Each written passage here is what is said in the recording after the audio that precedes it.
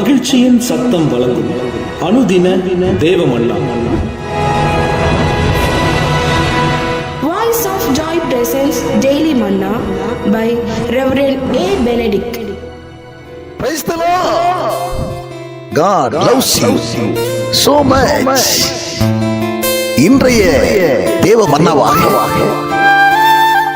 நேற்றைய தினத்திலே பார்த்த அதே வசனத்தை தான் இந்த நாளிலும் நாம் தியானிக்க போகிறோம். 34ஆம் சங்கீதத்திலே 5ஆம் வசனம், அவரை நோக்கி பார்த்தார்கள், பிரகாசம் அடைந்தார்கள். நேற்றைய நாளிலே அதை தியானித்தோம். இன்றைய நாளிலே நாம் தியானிக்க இருக்கிற காரியம் என்னவென்று சொன்னால், இன்றைய மன்னாவின் தலைப்பு என்னவென்று சொன்னால், நீங்கள் வெட்கப்பட்டு போவதில்லை. நீங்கள் வெட்கப்பட்டு போவதில்லை. இருக்கிற அருமையான தேவச்சனமே, நீங்கள் அநேக இடங்களிலே வெட்கப்பட்டு போனீர்கள் அல்லவா? தலை குனிந்து நிற்க நேரிட்டது அல்லவா? கேட்கிற அருமையான தேவச்சனமே, எஸ்ஐயா 61ஆம் அதிகாரத்தில் 7ஆம் வசனம் சொல்லுகிறது, வெட்கத்திற்கு பதிலாக இரட்டத்துணையான பலனை உனக்கு தருவேன். லட்சியத்துக்கு பதிலாக நீங்கள் சந்தோஷப்படுவீர்கள். அவனை கண் கேட்கிற தேவச்சனமே, வெட்கப்பட்டு போக மாட்டீர்கள். அவரையே சார்ந்திருங்கள், அவரையே பற்றி கொண்டிருங்கள், அவரையே பாருங்கள். உங்களுடைய கண்கள் அவரையே நோக்கி இருக்கட்டும். தாவீது பக்தனை போல தாவீது பக்தன் சொல்லுகிறான் அல்லவா, கர்த்தரே எனக்கு முன்பாக நான் வைத்திருக்கிறேன், அவர் என் வலது பாரசத்தில் இருக்கிறபடி நான் அசைக்கப்படுவதில்லை என்று சொல்லியிருக்கிறான். அதே போல உங்கள் கண்முன்னே அவரையே வைத்திருங்கள். அவர் உங்கள் வலது பக்கம் இருப்பார் என்று சொன்னார், அவர் உங்கள் கூட இருப்பார் என்று சொன்னார்.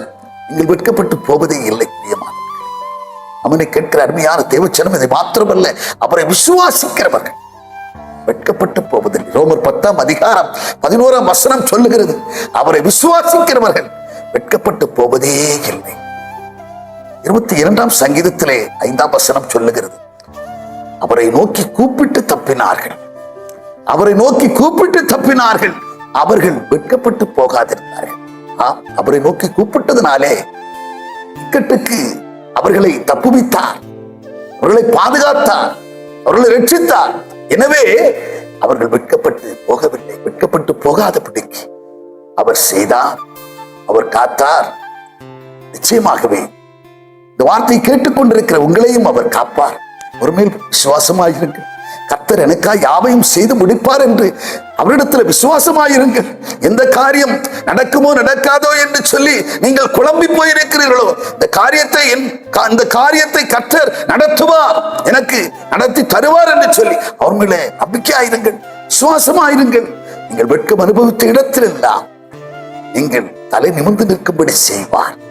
ஆம், ஏனென்று சொன்னால் அவருடைய நாமத்தை குறித்து மேன்மை பாராட்டுகிறவர்கள் எல்லாவற்றிலும் எழுந்து நிமிர்ந்து நிற்பார்கள் என்கிற வார்த்தையின்படியாக உங்களை நிமிர்ந்து நிற்க பண்ணுவார். நீங்கள் வெட்கம் அனுபவித்த இடத்தில் எல்லாம் உங்களையும் நிமிர்ந்து நிற்க பண்ணுவார். தைரியமாயிருங்கள், வெட்கப்பட்டு போவதில்லை. பரலோக பிதாவே, நாங்கள் உம்மை துதிக்கிறோம், ஸ்தோத்தரிக்கிறோம்.